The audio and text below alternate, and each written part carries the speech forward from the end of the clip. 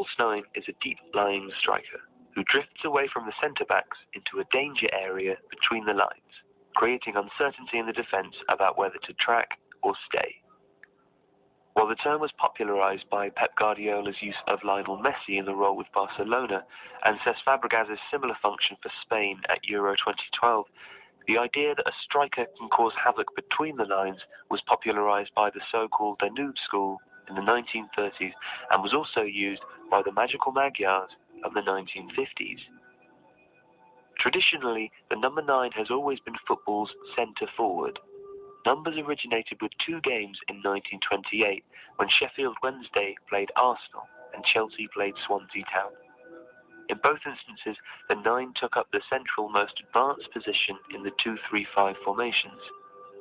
While numbering varies across continents in defence and midfield, 9 is an accepted shorthand for a team's central striker. A normal 9 leads, playing on the shoulder of the defence or holding up the ball and looking to bring midfielders in or a deep-lying striker into the game. Their role is to score, to get on the end of crosses or feed off through balls. The traditional 9 is a focal point, leading the game and playing against the centre-backs, trying to find space in behind them. Matthias Sindelar, a willowy creative striker who played for the Austrian national side in the 1930s, was probably the first famous false 9. Although Jonathan Wilson notes that a deep dropping centre-forward was reasonably common across Central Europe in the 1920s, and it was also a feature of River Plate sides in the same era. Sindelar's frame was not ideal for the physical man-marking utilised by sides at the time, and so he dropped off to find space and bring his wingers and inside forwards into the game. Nandor Hidegkuti did the same for one of the finest teams ever, the Hungarian side of the 1950s. Both players famously terrorised English national teams, used to playing against a physical but immobile traditional number 9. The false 9 is, rather obviously, not a traditional 9.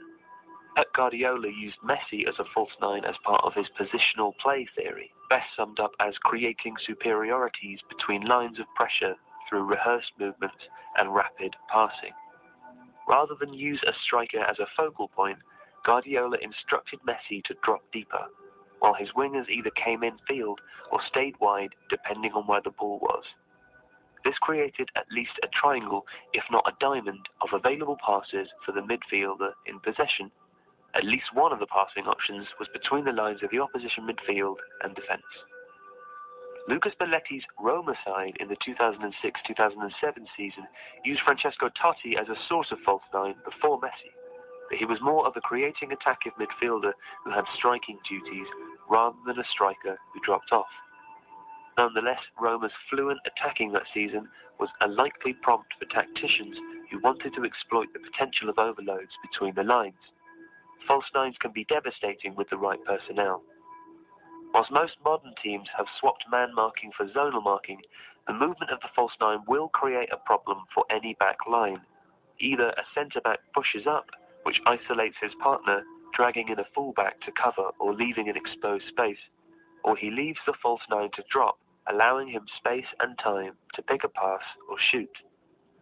A midfielder could drop to pick up the false 9, but that creates another overload further up the pitch. Either way, players who find space and receive the ball between the lines will cause problems for the opposition.